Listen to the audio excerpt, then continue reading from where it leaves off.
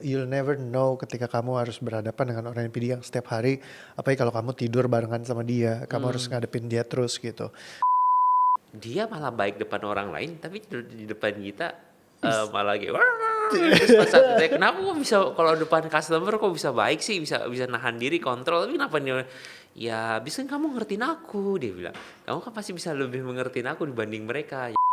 Di tengah kekurangannya mereka, quote and quote kesetanan, kecacatan, sebenarnya di dalamnya ada jiwa mereka yang helpless, mereka nggak bisa keluar dari problematika ini. Iya. Dan kita sebagai keluarga atau orang terdekat, supposed to nggak langsung meninggalkan. Tapi gimana caranya buat kita juga supaya nggak gila. Banyak yang nanya kan NPD bisa disembuhin apa enggak. Bisa gak sih coach? Pernah gak? Jadi ini pertanyaan yang cukup menarik ya. Bisa nggak NPD disembuhin?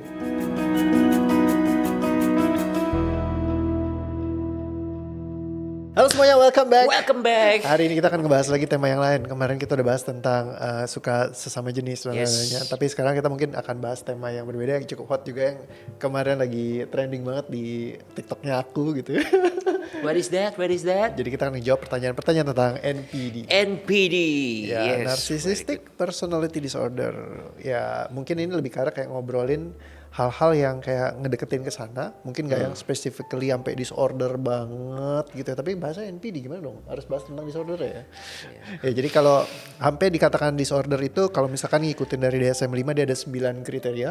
Hai. Dan 9 kriteria ini ada minimalnya, orang biasanya sih di request minimal memenuhi sekitar 5 dari 9 gitu ya. Tapi ada banyak juga orang yang kayak 5-nya ini benar-benar kayak intens banget, terus yang kayak long life pattern, dan itu harus benar-benar dites banget gitu. Jadi nggak bisa sembarangan tiba-tiba orang langsung banyak banget sekarang, soalnya kan main tuduh menuduh. Ya ini NPD, ini NPD. Ya, si ini NPD, si itu NPD, nggak boleh langsung kayak gitu, harus tetap semuanya didiagnosa dulu. Yang profesional untuk mendiagnosa adalah mereka yang memang ngambil majornya di psychology, ya terutama mereka harus statusnya psikolog, baru bisa ngikutin dari DSM-5 tuh ada acuannya, terus ada alat tesnya juga. Nah dari tesnya itu semua yang akan menentukan apakah dia memang masuk ke kategori ini gitu. Nah cuman problemnya orang NPD mana mau sih diajak tes.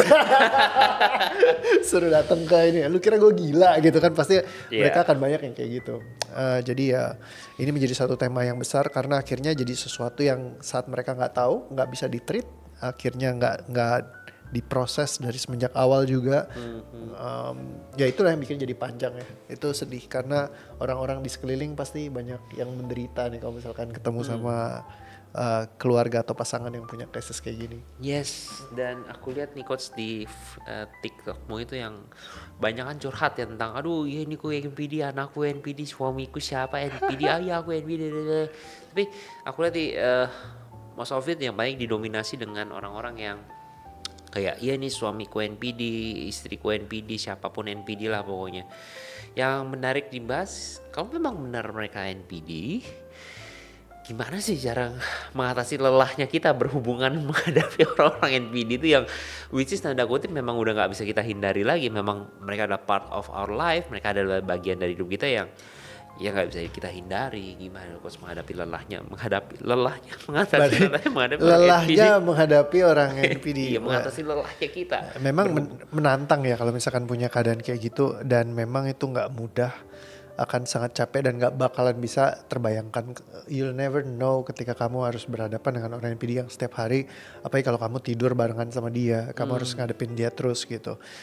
Dan secara aktif mungkin ada hal-hal yang dia lakukan yang menyakiti hati kamu, ataupun dengan cara dia memperlakukan, dan juga mungkin cara dia nge-gaslight, jadi kayak berasanya kok kita yang salah semua gitu. Walaupun mungkin secara nyata kalau kita lihat nih jelas-jelas dia yang salah, tapi mereka akan lakukan segala cara yang mungkin manipulatif atau semacamnya untuk bikin seolah-olah kita yang salah. Jadi kita akan selalu mempertanyakan ke dalam diri kita, apakah yang salah sebenarnya gua apa dia nih gitu. Ya kan, ini kayaknya ini gua yang ngaco apa dia yang ngaco sih, kenapa begini sih kayak gitu. Yep. Dan mereka tuh ya misalnya sangat sulit sekali untuk minta maaf atau merasakan empati terhadap orang-orang yang korbannya ini gitu ya. Jadi kayak kita akan sangat sengsara banget kalau hidup sama NPD. Dan balik lagi ya, satu-satunya jalan yang bisa kita beresin ya untuk menyelesaikan struktur tubuh kita. Kalau enggak ya meninggalkan mereka. Karena biasa kalau mau garis jalur cepat ya udah bubaran aja kan. Sekarang Yep. lagi banyak trending orang begitu NPD udah bubar. Alasannya apa? Suami gue NPD, istri gue NPD, udah selesai. Dan orang nggak akan ngejudge kita kalau misalkan oh ya emang yang bermasalah di sana. Tapi seringkali kadang-kadang sebenarnya ya balik lagi kesian sih orang-orang yang punya kondisi NPD kayak gini karena mereka mereka nggak tahu bahwa mereka salah dan mereka mungkin bermasalah di tengah kebenarannya mereka. Bermasalah tengah kebenaran mereka. Iya, karena mereka merasa ya kan mereka paling benar kan. Betul. Padahal sebenarnya ya ada titik-titik juga mereka salah, tapi mereka nggak akan pernah sadar dan nggak akan pernah bisa ngeliat itu. Jadi selalu ngeliat kesalahan itu ada pada orang lain. Karena ini survival pattern di dalam sistem mereka. Jadi mereka itu nggak bukan karena secara sadar mereka lakukan itu. Nah, yang celakanya adalah banyak orang yang merasa orang NPD ini melakukan itu secara sadar. Oke. Nah, sehingga banyak yang ngejudge orang NPD itu nggak benar. Nah, padahal sebenarnya orang NPD juga sebenarnya dalam hatinya mungkin kalau pikirannya lagi sadar, dia mungkin nggak lakukan hal seperti itu. Makanya kadang-kadang dia bisa baik banget. Ya orang banyak bilang, oh ini strateginya dia buat love bombing misalnya kayak gitu. Enggak, bisa jadi memang dia benar-benar sayang sama kita. Mungkin kadang-kadang kalau kelihatan lu kok ngomongnya sayang tapi kok sekarang begini gitu. Yep, Nah karena pas begini itu dia lagi transform jadi orang lain. Jadi mereka tuh kayak apa ya? Kayak Dual personality. bukan dual personality sih, enggak. bukan. Cuman emosinya itu bikin kan kita kalau lagi marah kayak orang lain ya kadang-kadang. Iya. Kayak bukan kita. Begitu kita sadar baru kita ngerasa loh kok tadi gue begini. Benar. Nah jadi simply mereka juga kayak gitu. Ketika amigdalanya nge-hijack, nge-take over semuanya, suddenly mereka tidak menjadi diri mereka sendiri. Yang tadinya mereka caring, sayang sama kita. Karena NPD itu kan resourceful banget. Mereka biasanya kayak selalu memperkaya diri mereka untuk bisa tetap menjaga grandiosity-nya. Untuk mereka tetap jadi yang paling canggih, yang paling keren, yang paling on top gitu ya. Nah sehingga dengan mereka lakukan itu semua, mereka punya all the skill set and tools untuk jadi orang yang paling menarik di tengah-tengah semuanya. Nah jadi di tengah kemenarikan itu, kalaupun mereka mau lakukan hal yang terbaik untuk mungkin gain attention ataupun mendapatkan kasih sayang, mereka bisa kasih semuanya. Nah bisa jadi itu pattern ketika mereka lagi sadar. Oke. Ya ketika sober mereka kayak gitu, tapi begitu mereka mabuk dalam keadaan Mabuk. pattern NPD-nya keluar, suddenly ya mereka bisa jadi orang yang sangat tidak peduli sama sekali. Nah lucunya adalah kenapa kita bisa sayang sampai mereka dan kecemplung.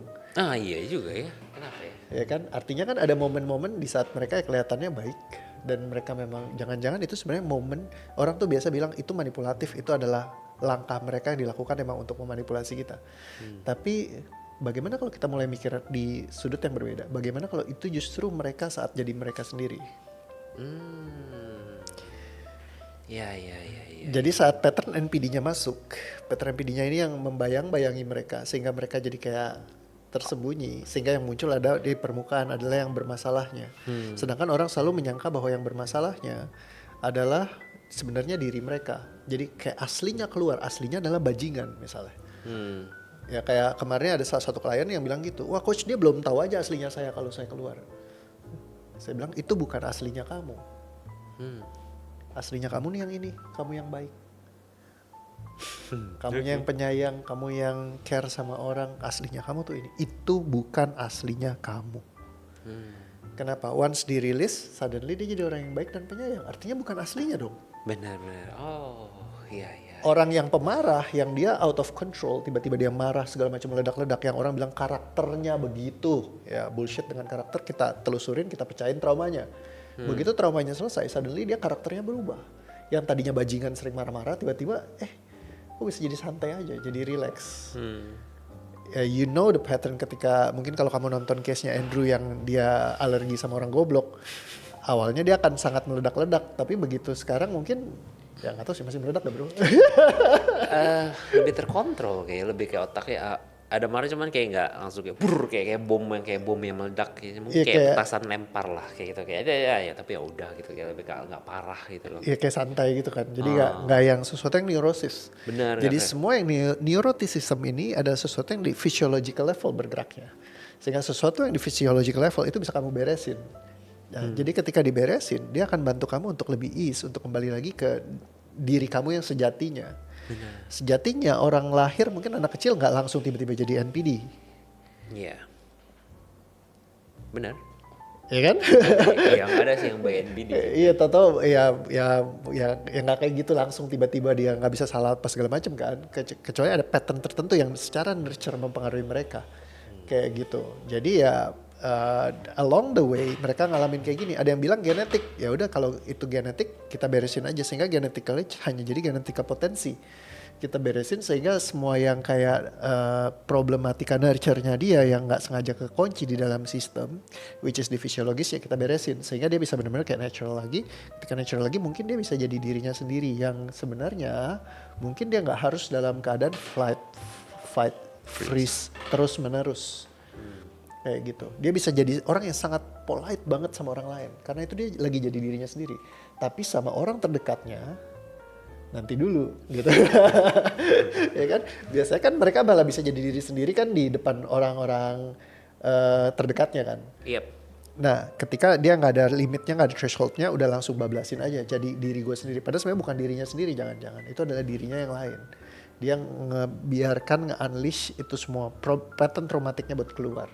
Padahal pas lagi di luar mungkin dia lagi jadi dirinya sendiri yang mungkin bisa caring, bisa ketemu sama orang, bisa kelihatannya sangat-sangat baik sekali. Ya ketika di rumah justru dia sedang tidak menjadi dirinya. Bagaimana kalau seperti itu? Bagaimana kalau dibalik? Tapi yang menarik adalah yang kutemukan ya coach ya. Yeah. Malah kayak dia malah baik depan orang lain, tapi di depan kita malah kayak terus pas saat ditanya, kenapa kok bisa kalau depan customer kok bisa baik sih, bisa nahan diri, kontrol, tapi kenapa dia ya bisa kamu ngertiin aku, dia bilang kamu kan pasti bisa lebih mengertiin aku dibanding mereka, jadi oke. Iya, jadi kadang-kadang ketika dianggapnya ya orang terdekat itu berarti harus bisa ngertiin. Nah jadi akhirnya mereka losin semua gitu. Jadi mereka nggak kontrol angernya lagi, misalnya nggak kontrol sadnessnya lagi karena they can be themselves, menurut mereka begitu. Nah padahal sebenarnya itu bukan themselves, tapi their problem yang sebenarnya perlu kita bantu address untuk dipecahin. Nah which is ketika dipecahkan mungkin saja dia balik ke kondisi yang menjadi dirinya sendiri. Ibaratnya kalau kayak orang lagi kesetanan yang diusir setannya. Iya, benar. Jangan orang yang diusir. Jangan orangnya yang diusir. Kadang-kadang kan banyak kayak gitu. Oh ini orang bawa setan, yaudah gue tinggalin aja. Nah jadi kalau aku selalu dari dulu, mungkin yang karena patternnya aku ya, dulu aku ngerasa ini aku bukan ngebahas tentang jeleknya keluargaku. Ya jadi waktu dulu balik lagi kemarin soalnya mamaku sempat negur, kamu kok bahasnya begitu sih gitu. Jadi menurutku enggak sih mam. Jadi aku ngebahas ini lebih ke arah aku ngerasa waktu dulu aku kayak dibuang sama keluargaku. Itu kan perasaannya si anak itu gitu loh. Bukannya orang tuaku ngebuang, tapi aku merasa aku seperti dibuang sama keluargaku karena aku ngerasa kayak gue kan gak naik kelas terus gue dibuang ke Sukabumi. Jadi suruh tinggal sama nenek gue. Nah which is aku ngerasa kayak gitu karena ya memang kayak anak kecil itu yang ngerasa dibuang. Gue gak naik kelas 3 kali hanya karena gue gak bisa matematika, terus gue dibuang ke Sukabumi gitu. Kayaknya gue gak layak harusnya diperlakukan seperti ini. Mami soalnya udah berjuang banget waktu itu. Papi yang kayak gak bisa, lu harus pergi karena gue udah kasih kesempatan 3 kali. Problemnya di sini bro. Orang tua anaknya gak naik kelas sekali ya masih cincai lah. 2 kali udah gedek ya kan gini, tapi 3 kali ya sebenarnya konslet anaknya gitu kan. Nah cuman buat aku sih anak kecil kayak gitu, jadi kalau misalkan dari sini ya make it clear, orang tua aku menurut aku adalah keputusan terbaik untuk waktu itu ngirim karena aku jadi mandiri segala macam. Tapi buat aku yang dulu sih bocah kecil bego nggak tahu apa-apa ini merasa bahwa lah gue masih sehat, tubuh gue masih lengkap, tangan kaki gue masih punya gitu. Gue cuman gara-gara gak bisa matematika, padahal gue anaknya kreatif. Oke lah gitu ya. And suddenly gue dibuang sama orang tua gue ke luar kota, dititipin sama nenek gue yang gue sebel banget waktu dulu gitu. Gue benci banget sama oma gitu. Padahal sebenarnya terakhir ya sama oma baik banget gitu ya. Bahkan sampai oma mau meninggal pun aku yang nemenin gitu karena aku ngerasa deket gitu sama omaku. Tapi waktu awal kan gue gak merasa dia sebagai ini kayak nenek sihir buat gue gitu. Jadi kayak gue benci banget kenapa gue harus diceburin ke sini sih. Gue kayak gak seneng banget gue ditinggalin Sukabumi. Malah jauh banget dari Jakarta gitu kan, harus macet-macetan minimal mesti 5 jam gitu kan. Pokoknya gue kayak dendam banget, benci banget. Gue diceburin ke sana, gue merasa dibuang. Karena gue masih sehat fisik, orang yang cacat aja mentally misalkan, sorry ya aku gunakan kata-kata seperti ini ya, bukan buat ngerendahin atau apa, tapi mereka dilindungi, dijaga sama keluarganya their family being their caregiver yang nemenin mereka, sayangin mereka, menerima mereka apa adanya gitu. Tapi aku malah dibuang gitu. Nah jadi kekecewaanku, kemarahanku yang akhirnya bikin aku jadi eh, ya terbebani sekali di saat itu. Nah jadi aku merasa kayak di saat itu aku dibuang. Nah jadi di masa sekarang kadang-kadang aku mau berpikir orang-orang yang NPD ini sebenarnya kan mereka mungkin lagi nggak menjadi diri mereka sendiri. Yep, kesehatanan. Ya di tengah kekurangannya mereka, quote and quote kesetanan, kecacatan, sebenarnya di dalamnya ada jiwa mereka yang helpless, mereka nggak bisa keluar dari problematika ini. Ya. Dan kita sebagai keluarga atau orang terdekat, supposed to nggak langsung meninggalkan. Tapi gimana caranya buat kita juga supaya nggak gila. Betul. Ya kan, dan sekarang senengnya karena banyak edukasi tentang NPD segala macam, banyak orang yang mungkin NPD yang belajar, oh ngerti ya gue punya pattern-pattern kayak gini. Jadi kalau kamu adalah orang yang punya pattern-pattern seperti itu, yang mulai sadar bahwa kayaknya gue punya deh ini, ya mungkin you can seek for help gitu ya. Kalau banyak orang yang bilang NPD mana mau sih datang ke ke psikolog, psikiater segala macam atau dibantu segala macam kayak gitu. Ya mungkin kalau kamu bisa improve dari sisi diri kamu, jiwa kamu, hati kamu, kamu bisa menjadi diri kamu yang seutuhnya. Malah kamu mungkin bisa menciptakan kebahagiaan yang baru dan mencapai banyak hal dalam hidupmu. Kan kembali lagi kalau kita as orang yang punya traits NPD, kita kan paling seneng kalau bisa capable, bisa mampu, bisa menjadi luar biasa, bisa mempertahankan grandiosity-nya kita bisa lebih produktif, bisa lebih keren, ya why not gitu kan, buat improving kita dari sisi mentally. Siapa tahu kalau kita udah sukses banyak di bisnis di mana yang lainnya, kita bisa improve juga di sini kan, it will be better ya. Kayak gitu. Jadi buat mereka yang punya kondisi seperti ini dan harus ngadepin setiap kali, coba beresin fasilitasi diri sendiri. Jadi gimana caranya? Balik lagi kalau tadi di pertanyaannya. Karena kita jangan langsung ninggalin gitu, tapi kita beresin diri sendiri dulu semua lukanya kita, kepahitan kesedihannya. Nah kita mulai ngerti nanti apa yang tadinya nge-trigger kita jadi nggak nge-trigger kita lagi. Nah jadi akhirnya kita bisa lebih lebih asik buat kayak di dalam situasi bertemu dengan mereka, bisa komunikasi dengan lebih baik gitu, terus juga bisa mengerti apa sesungguhnya yang mereka butuhkan kayak gitu. Mungkin nggak selalu kita serve, tapi mungkin bisa ketemu jalan tengahnya, nanti bisa ngobrol atau bisa mungkin bisa terjadi komunikasi yang lebih mendalam kayak gitu. Itu ya level yang mungkin bisa diraih, nggak pasti langsung bisa, cuman bertahap pelan-pelan mungkin bisa mengarah ke sana. Ya kayak gitu. Yang tentu akan bantu banget ketika mereka juga pengen di treat untuk diberesin semua, di treat titik-titiknya supaya beres gitu ya. Memang itu nggak semudah itu karena balik lagi mereka kan nggak sadar. Jadi bisa jadi mereka nggak akan pernah berubah. Tapi kembali lagi kalau kamu punya pasangan, aku selalu bilang kayak kalau pasangan kamu hari ini kayak kena stroke, terus dia tiap hari marah-marah terus dia menyalahkan dunia akan semua keadaan. Kenapa kok begini? Kenapa kok dunia kejam sama gua? Kenapa lu orang kok gini? Dalam dia keadaan stroke nggak bisa ngapa-ngapain, cuma setengah kayak piansui gitu ya. Apakah kamu akan ninggalin gitu aja? Enggak lah. Ya, basically mereka mirip kayak orang yang dalam keadaan seperti itu. Karena mereka lagi dalam kekurangannya mereka yang mereka lagi nggak bisa overcome. Nah either way kita nerima jadi caregiver mereka atau ya kita beresin. Banyak orang yang pasti akan exit aja, ngapain jadi caregiver. Benar. Ya kan, karena itu memang ya the best things possible ya. Begitu keluar mungkin hidup kita akan bahagia gitu kan. Tapi satu hal, kalau kamu gak beresin diri kamu sendiri, silakan kamu keluar, gak lama biasanya bisa ketemu lagi. Ya bukan nakutin ya, tapi emang biasanya patternnya ketemunya orang-orang yang kayak gitu lagi. Karena apa? Kita sendiri belum selesai. Jadi better kita selesai diri kita sendiri dulu. Kalaupun nanti kita tetap stay sama mereka, mungkin akan lebih lebih ease buat bersama. Atau mungkin juga ketika kamu udah selesai pun kamu memutuskan untuk exit, kamu nggak ngundang ketemu lagi orang-orang yang seperti itu kayak gitu. Dan kadang-kadang soalnya bisa they can be very abusive, dan ada juga di antara mereka mungkin yang kadang-kadang bisa lepas kontrol dan main tangan, main fisik segala macam kayak gitu. Dan mereka selalu merasa benar, jadi kalau mereka benar, orang yang bikin salah layak untuk dibasmi.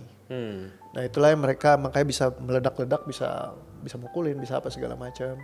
Nah itu ya kalau udah sampai ke level kayak gitu ya perlu untuk memang ambil tindakan sih, karena jangan sampai kalau kekerasan fisik terus kita masih stay di sana, kasihan anak-anaknya, ya kasihan dirinya sendiri gitu kayak gitu.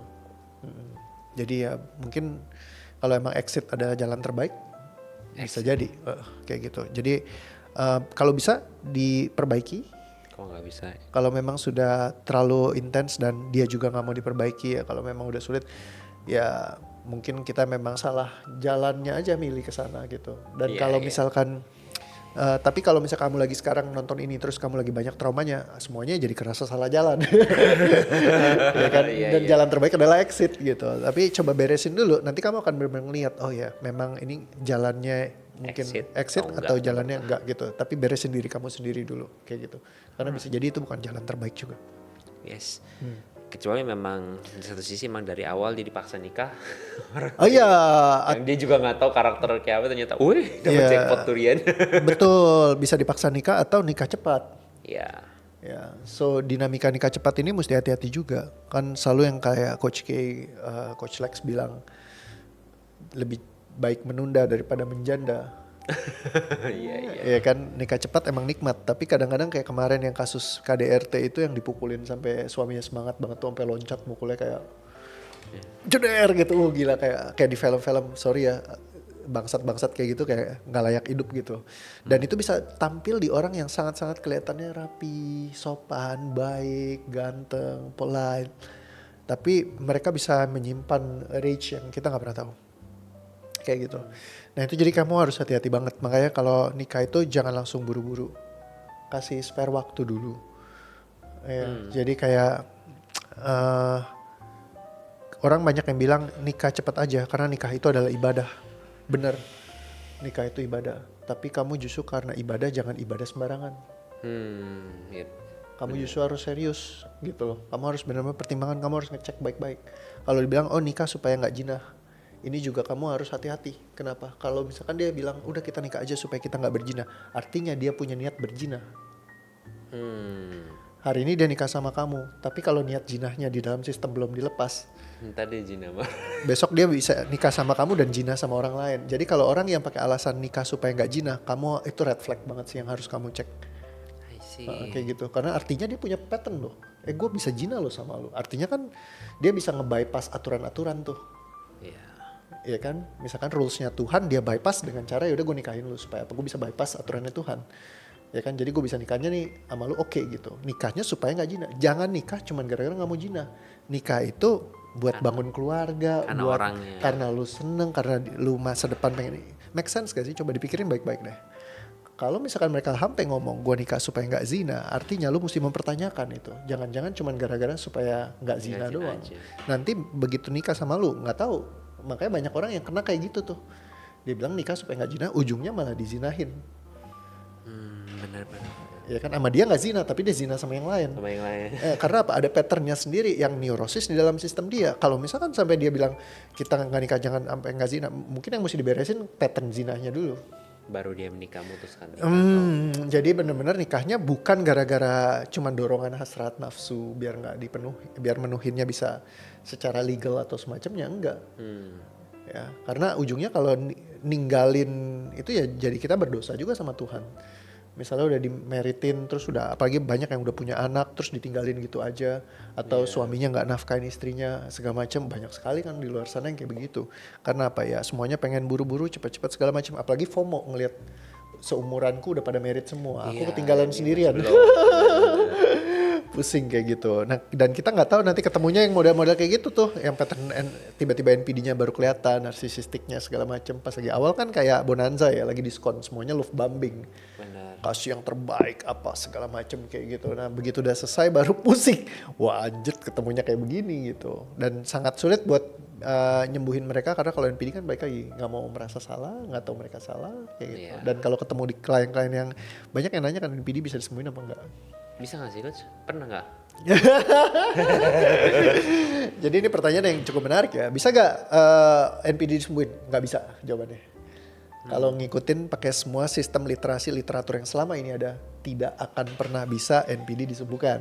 Oke. Hanya bisa mungkin dikurangin trade-nya apa segala macam. Tapi kalau misalkan aku ngelihat, kalau memang NPD itu dari structure dia di fisiologisnya, yang bikin dia jadi punya banyak pattern NPD, mungkin bisa kita uraikan. Tapi nggak tahu, ini baru hipotesa aja. Banyak yang perlu ditelusurin lagi.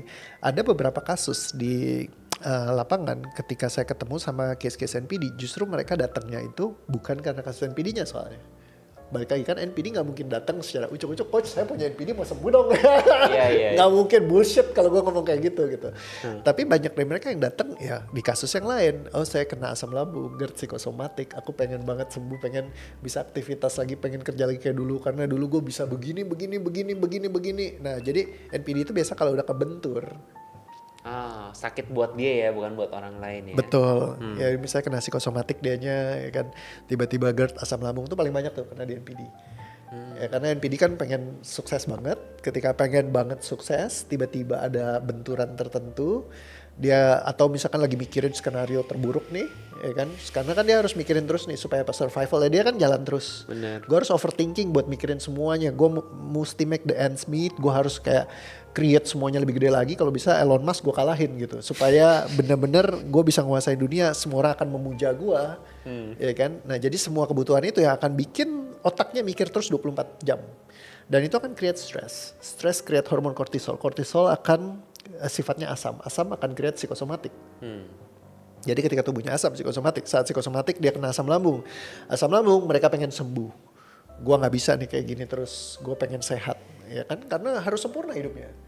Ya karir udah ada, sini udah baik semua begini. Masa gue kena psikosomatik sih anjir? Ya kan nggak mungkin, nggak mau kan? Iya. Jadi mereka akan fight banget, dan fighting spiritnya orang kayak begini nih biasanya kenceng sekali, luar biasa. Harus sembuh. Nah semakin harus sembuh makin stres. Iya. Stres create kortisol, stres kortisol create lagi asam lambungnya yang akan nyerang lagi, makin pengen sembuh lagi, makin stres lagi, kortisol lagi, asam lambung lagi, create lingkaran setannya. Jadi fuelnya adalah keinginan untuk sembuh yang akan drive-nya kenceng sekali, yang memicu semua psikosomatiknya mereka. Sehingga ketika mereka datang, biasa ditelusurin, larinya ke survivalnya. Nah survival biasanya gara-gara titik-titik trauma masa lalunya yang kita beresin. Nah ketika kita beresin titik trauma masa lalunya, seringkali itu affecting di checklistnya, di trait NPD-nya. So misalkan ada 9 titik nih ya dari DSM. Oh mungkin kena di titik 1, 2 ikutan berubah, mulai berkurang. Ya. Dan biasanya kalau udah selesai session itu mereka happy banget karena biasanya bisa kembali kerja lagi. Ketika kembali kerja mereka bisa banyak pencapaian tuh, karena biasanya habis dari situ loncatannya kan kenceng tuh. Kalau orang, karena mereka udah punya kapabilitas, udah punya kemampuan, udah punya segala macam. Begitu diantep jebret Langsung ngebaspol. langsung terbang. Nah begitu mereka terbang naik tinggi banget, and suddenly ya sudah mereka akan mikir, oh kalau gue bayar kemarin cuma segitu, gue dapetnya segini, gue pengen lagi dong. Biasa kemungkinan mereka akan ngambil session berikut. Nah di session berikut kita pecahin titik yang berbeda untuk optimize mereka lagi. Jadi kata kuncinya adalah optimalisasi. Mereka paling seneng kan, semakin mereka bertumbuh kan semakin bisa mempertahankan semua kebutuhan mereka untuk dibanggakan, diiniin. Nah ketemu lagi optimalisasi yang lain sambil kita treat lagi, bisa jadi kena lagi ke titik yang lain sampai pelan-pelan akhirnya nguraikan. Jadi banyak klien-klien yang awalnya datang tuh ya mungkin aku nggak bisa nilai dia NPD, tapi ada trait-trait tertentu yang mengarah ke sana gitu ya. Ketika diberesin itu bantu mereka untuk kayak oke, tiba-tiba berubah nih. Yang tadinya mungkin nggak peduli sama sekali, sekarang mulai ngobrolin soal keluarga, mulai mikirin soal aduh nih anak-anak gua gimana, pasangan gua gimana kayak gitu. Tadinya sama sekali nggak dipikirin. Cuma kerjaan doang ya, bisnis. Ini semua bangsat, anak gua bego, pasangan gua tolol gitu kan. Cuma mikirin kerja doang. Dan suddenly mulai bisa mikirin mereka semua. Terus mulai muncul anxiety-nya, aduh gimana ya kalau gue gak bisa jadi orang tua yang terbaik buat anak gue, kayak gitu-gitu. Yang tadinya mungkin gak pernah dipikirin sama sekali. That's the funny thing sih. Jadi kalau orang tanya bisa gak diberesin? Mungkin bisa loh kalau diterusin pecahin, dan memang kalau dianya mau gitu ya. Kita gak pernah tahu kan. Karena itu kan survival system. Nah survival yang bikin mereka seperti itu. Nah semua yang survival itu kan dari traumatic pattern. Jadi jangan-jangan kita lagi nemuin caranya untuk nge-break juga patternnya NPD. I see. Nggak tahu, masih perlu banyak penelitian sih. Tapi ya ini kayak sesuatu yang patut dicoba, patut diuji. Kayak life sign-nya, mungkin bisa. Dan berarti sebenarnya menariknya adalah cara nggak langsung ya untuk ngajak orang NPD untuk berobat adalah dengan fokus ke egonya dia, jangan-jangan kamu ego kamu nih yang kayak gini, jadi mungkin perlu ada something yang perlu dibenerin karena terkait kamu nggak mencapai gitu ya, jadi bisa menggiring langsung. Jangan bilangin egonya kamu. Maksudnya bukan, kita nggak akan bilang direct egonya, tapi kita ngomongin seakan-akan kamu jangan nggak bisa mencapai ini, kamu harus cek kali ada something wrong di situ gimana. Jangan bilang something wrong. Karena bahasanya NPD nggak bisa something wrong, nggak bisa jangan ada yang salah. Mereka kan nggak pernah salah. Iya, berarti kamu nggak dioptimalisasi? Ingin lebih bagus Kalau lagi dari bahasa sekarang. optimize itu mungkin lebih kena ke mereka. Ingin lebih bagus lagi dari sekarang. Coba deh cek Misalnya kamu lihat videonya Maverick. Ya, ini bukan Maverick NPD ya enggak. Cuma maksudnya ini si Maverick bagus banget nih story-nya. Kamu lihat di Way Into The Light kan ada yang episodenya Maverick ya. Itu dia bicara tentang bisnis. Nah setelah beresin di video itu, Maverick bilang kayak ngerjain bisnisnya tuh lebih enak banget. Jadi dia banyak kolaboratif. Terus dia sekarang kayak jadi salah satu influencer yang juga lumayan kan karena di bidang mobil yang bikin lucu-lucuan gitu. Tapi sekarang followersnya cukup banyak gitu, puluhan ribu gitu. Yang tadinya mungkin pas lagi awal ketemu tuh dia orangnya yang nggak terbuka, nggak yang bikin kontennya gila banget. Kalau sekarang kan ngeliat kayak gila Bev, lu sih sadis gitu. Memang udah ada modalnya dari dulu, tapi dia nggak langsung yang kayak keluar gitu. Nah dia share ya setelah kemarin di Into The Light tuh seneng banget creating kayak gitu. Terus kayak banyak peluang, banyak hal-hal baik yang bisa dia lakukan kayak gitu. Jadi kadang-kadang ngobrolin optimalisasi seperti ini itu yang mereka suka. Ini kemarin seru loh, ini ownernya White Gloss nih, si Maverick datang ke Coach Rio dibantu, abis itu dioptimize nih, jadi bisnisnya jadi berkembang gitu. Terus kayak sharingnya Miss Ellen May misalnya, awalnya mungkin bisnisnya sempat drop karena dia ngalamin kasusnya, dia kebetulan mirip tuh psikosomatik. Nah jadi ketika psikosomatik diberesin, abis itu dia happy banget, kerja jadi enak, apa segala macam jadi happy, segala macam kayak gitu. Dan dia ceritain juga bisnisnya berkembang banyak banget setelah ketemu, dia bisa bikin M-Fest segala macam kayak gitu. Jadi kayak dia cukup happy lah gitu. Dan ketika dia senang bisa lihat podcastnya juga kan Miss Ellen ya. Jadi dari situ kita bisa ngeliat bahwa ketika kamu heal certain emotion di dalam tubuh kamu, itu bisa bikin loncatan nih di dalam karir kamu atau semacamnya. Dan hal-hal yang seperti ini mereka suka, optimalisasi. Ntar kalau misalkan udah nonton videonya Bro Ricky juga ya, CEO TV yang di CEO out of the box ya. Jadi bisa lihat itu dia di TikTok juga seneng banget gitu bikin konten segala macem. Dan dia bilang banget setelah ketemu yang kemarin di session, he's very happy with the result gitu. Jadi kayak ngebantu buat kerjanya lebih enak. Terus bisa milih antara kapan kerja, kapan juga ngutamain keluarga kayak gitu. Terus jadi nggak terganggu terus overthinkingnya dia segala macem. Itu bantu banget. Jadi buat optimalisasi karirnya mereka, kayak Bro Johannes Venom yang dia bilang kan dia mau ketemu orang ngobrol tuh agak challenge gitu. Kamu bisa kasih lihat juga di Into The Light gitu. Begitu udah di-improve, dia bertumbuh dengan asik banget kayak gitu. Maksudnya kayak bener-bener ya happy ngerjain semuanya gitu. Dia bilang kalau mau ketemu orang udah gak takut lagi segala. Nah optimalisasi seperti ini itu yang mereka bener-bener pengenin sebenarnya. Jadi kalau misalkan kita bisa pakai bahasa kayak okay, you need to see this person karena dia bisa optimize. Nah gak usah cerita banyak-banyak, oh Niri oh hebat apa segala macam kayak gitu-gitu dia bisa begini-begini. Kamu cukup kasih videonya ya, ini lucu banget nih si Maverick nih kasusnya benar-benar unik gitu ya. Kamu nonton deh videonya gitu. He's very good gitu. Mungkin kamu bisa dapat sesuatu dari kisahnya dia, siapa tahu bisa dioptimize. Nah, ketika bicara tentang optimalisasi kayak bikin lebih happy kayak gitu atau yang problem-problem GERD psikosomatik apa segala macam mungkin mereka mau beresin. Mungkin dari titik itu ada banyak hal yang bisa kita trade. Ya, jangan kasih video yang ini ya nanti mereka oh lu kirimin ini ternyata begini. Setelah kalau dia datang boleh dikasih. Tapi kalau sekarang nanti ketahuan dong kayak gitu ya. Nah jadi ya mungkin itu strategi kamu yang bisa kamu lakukan. Mereka bisa sangat manipulatif, mereka bisa sangat gaslight ke kamu. Ya kamu juga boleh lah pakai jurusnya sedikit gitu ya untuk kebaikannya dia. Ya kan dimanipulasi dikit, oke, ya nih siapa tahu bagus bisa bantu kamu ya. Why not? Bukan bantu kamu sih, bisa berkontribusi. Jadi bahasanya tuh jangan yang bantuin kamu kayak lu kira gue orang susah, lu kira gue kamu lebih maksimal lagi ya, bisa menikmati gitu. Iya, pokoknya yang baik-baik lah kayak gitu. Tapi ya buat kesana kita perlu diberesin dulu. Karena biasanya udah kena ketemu yang kayak gini, apalagi sampai kita ngecap nih orang NPD, pasti kita udah gedek banget. Betul, banyak banget pasti kepahitan. Apalagi tinggal bareng berhari setiap 24 jam ketemu. Ngeliat mukanya udah empet. Iya. Ya kan, dan banyak yang kayak gitu ya, di rumah tangga tinggalnya bersama tapi ya kayak bercerai psikologis ya. Jadi secara fisik masih barengan, tidur barengan, atau bahkan ya tidurnya nggak satu kamar gitu. Mereka yang kayak udah bercerai gitu. Banyak kan yang anak-anak orang tuanya kayak gitu. Ya jangan-jangan kita juga ngalamin kayak gitu. Dan itu ya nggak bagus kalau terus-terusan hanya bertahan. Jadi balik lagi, kalau saya selalu sering bilang, rumah tangga jangan hanya sekedar bertahan. Tapi bagaimana kalau kita bisa sama-sama make it work, yang kayak bikin ini lebih happy lagi, lebih asik lagi, lebih keren lagi. Dan kalau mereka belum mau berubah, kita mulai dari diri kita sendiri dulu. Oke. Karena Tuhan tidak mengubah keadaan suatu kaum sampai kaum itu mengubah keadaan mereka sendiri. Jadi nomor satu, kita ubah dulu aja keadaan kita. Kan Tuhan tidak mengubah keadaan suatu kaum. Sampai kita improve. Ya, jadi keadaan itu adalah nih, orang-orang NPD itu di keadaannya dia, kan di sekelilingnya dia. Nah, Tuhan tidak ikut mengubah. Jadi Tuhan hanya diam aja nih, tidak mengubah keadaan suatu kaum. Ya, sampai mereka mengubah keadaan mereka sendiri. Jadi ketika mereka mulai berubah, keadaan mereka ikutan dirubah, Tuhan ikut campur tangan.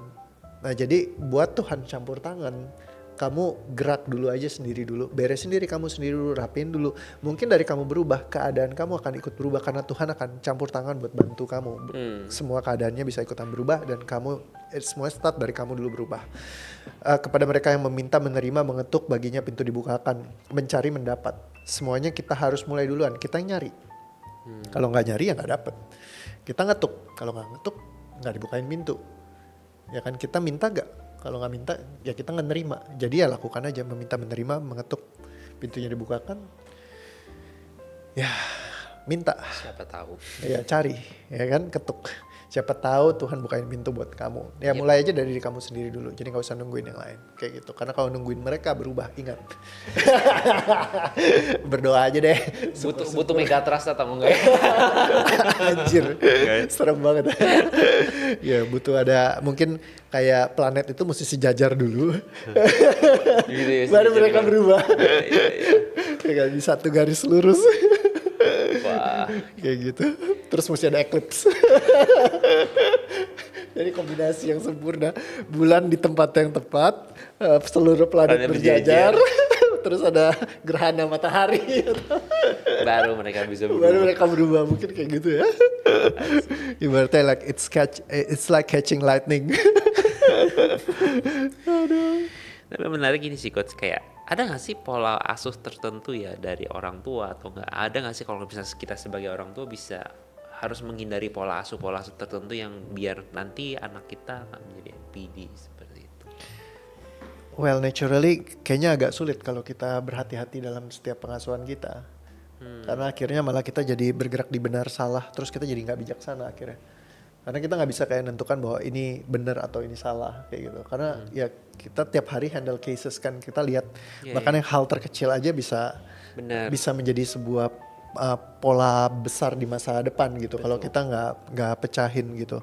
Jadi balik lagi mungkin ya sebenarnya cara paling beres adalah kalau udah mulai kelihatan nih trait-trait tertentu di dalam diri kita. Nih balik lagi kesadarannya atau di anak kita. Nah mungkin sedini mungkin kalau ada treatment akan bantu sih. Koreksi langsung ya. Iya, jadi jangan sampai udah parah baru diberesin. Ibaratnya ya selalu begitu udah mulai ada tanda-tanda, ya jangan-jangan mungkin kita harus mulai ngelihat nih pattern apa yang perlu kita break gitu supaya dia nggak terus-terusan kayak gitu. Memang agak susah sih. Karena kalau orang nanya kayak gimana sih supaya nggak trauma, yang kita nggak bisa kontrol semuanya karena bisa jadi bukan sama kita. Ya sama orang lain gitu. Iya, dia kan hidup nggak cuma sama kita doang. Bener. Berapa banyak trauma yang kamu telusurin isinya ketemunya sama guru. Bener, sama orang lain nggak. Iya, sama temen temennya. terdekat, temen terdekat Iya, sendiri. lu mau coba kontrol mah muka gila lu. Yang ada kita yang stres gitu kan, udah biarin aja dia punya banyak trauma, ntar ujungnya ajarin aja sistem ini. You can see 5-10 tahun ke depan sistem ini akan jadi standar yang benar-benar dipakai di mana-mana. Amin. Ya jadi kayak pas mereka dewasa mungkin ya mereka udah bisa dibantu dengan ini. Kalau AI nggak take over the world. Oke, menarik. More like that. Oke, coach. Jadi dari kesimpulan kita sebetulnya MPD bisa di-trade gak? Atau memang ada nggak sih cara-cara untuk mengoptimalisasi yang seperti coach bilang semua planet berjejer? Oke.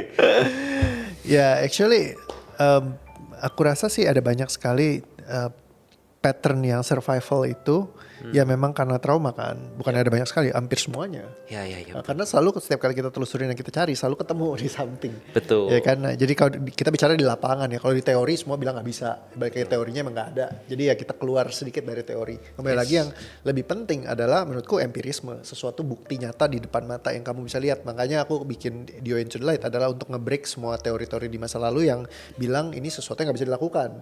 Jadi kalau misalkan kamu mau carinya teori dan landasan berpikirnya segala macam, kamu salah tempat kalau nyarinya di sini. Yes. Kamu lihat prakteknya dulu, ya teorinya mungkin saya kasih teori-teori yang saya temukan di lapangan. Nanti suatu saat ini pasti akan jadi teori.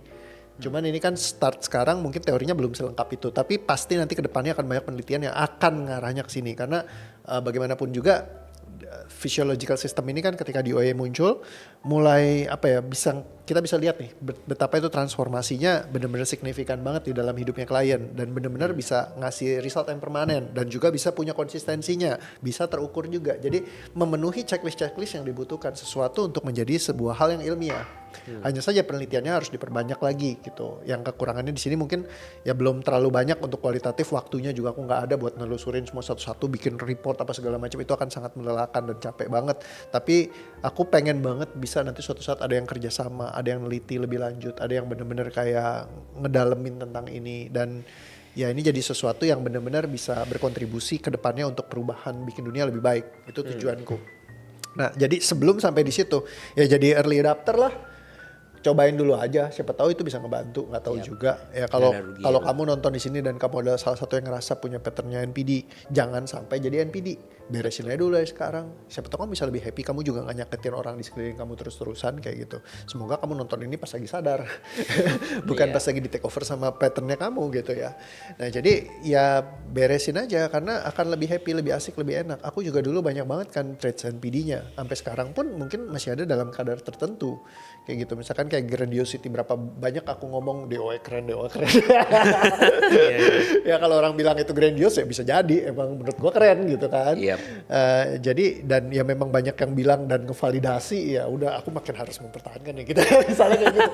Tapi ya enggak juga sih, banyak hal yang bagus juga di luar sana yang keren juga. Jadi Dio ini cuma ngekontribusi di salah satu titik lah yang kayak ya memang di spesifik di physiological problem. Nah kalau physiological problemnya semua trait-traitnya bisa kita treat, bisa kita beresin, bisa kita pecahin, ya mungkin aja dia bisa kembali menjadi dirinya sendiri. Karena NPD itu sebenarnya orang yang kehilangan kontrol kan. I see. Mungkin kalau dipikir berapa banyak keputusan-keputusan bodoh yang aku ambil di masa lalu hanya karena hal seperti ini. Ya jadi kayak dulu gue begini gara-gara begini, gue begini gara-gara begitu. Jadi kayak keputusan-keputusan yang aku sesalin, yang kayak andai saja kalau dulu gue gak punya problem kayak gini, gue pasti akan memilih hal yang berbeda. Yes. Ya kan, itu kan kita selalu ketika kita dramatic shifting, kita punya momen pencerahannya sendiri. Saat pencerahannya itu muncul, kita baru nginget gitu ke masa lalu. Oh, gue lakukan ini, gue ngambil pilihan ini. Kenapa gue gitu? Suddenly jadi kelihatan lucu, jadi kelihatan bodoh. Nah sama ketika aku juga ketika ngeberesin mecahin, kok gue bego ya, kenapa dulu gue sampai ngomong kayak gitu. Ini hal yang memalukan buat gue. Tapi buat dulu itu yang paling make sense, itu yang paling variabel. Ini gue yang paling benar ya begini tindakannya kayak gitu. Tapi apakah itu benar-benar benar? Apa jangan-jangan lu lagi kebawa ke drive sama egonya? Kayak gitu. Nah egonya ya dipecahin aja, beresin satu-satu, selesaikan traumanya sehingga kita balik lagi gain kontrol kita yang sejatinya benar-benar kendali dan kontrol yang kita punya, bukan di drive dari just kereptilan otak kita aja kayak gitu. Oke. Jadi kalau bisa disembuhin apa enggak? Jadi coba saja. Cobain aja dulu, gak tahu. Setiap orang beda-beda, case-nya beda-beda. Sama kayak Wright Brother aja dulu, kayak orang bilang lu gila lu, mana mungkin manusia bisa terbang, nggak ada seperti ya. Coba aja dulu mereka sampai akhirnya pesawat terbang ketemu ya coach. Iya, karena kalau menurut teorinya zaman dulu ya nggak mungkin. Nggak ada, memang nggak ada yang bisa terbang. Zamannya nggak mungkin, nggak ada teorinya. Jadi juga mana teori? Kayak kagak ada memang, tapi ya it happens gitu. Who knows? Nggak ada yang tahu ya. Ya, kayak yang Roger Bannister lakukan. Yep. Ya, Yang bilang lari. nggak ada yang bisa lari dengan 4 minute mile. ya 4 minute miles, tapi akhirnya setelah itu ada like sampai sekarang ribuan orang yang Bener. bisa lakukan itu. melakukan. Nah, jadi butuh ada orang yang step up buat semuanya ikut. Tentang arus. Menantang arus, grandios lah gini. Ya udahlah emang keren kok. Terima kasih. Oke. Jadi kita teman-teman ya, jadi kalau ya coba aja, siapa tahu itu membantu. Karena kalau emang itu membantu ya yang untung ya kita juga gitu, nggak ada. Oke, Sip. sip. Thank you bro. Thank Sip. you. See you again di video yang berikutnya. Bye bye. Bye.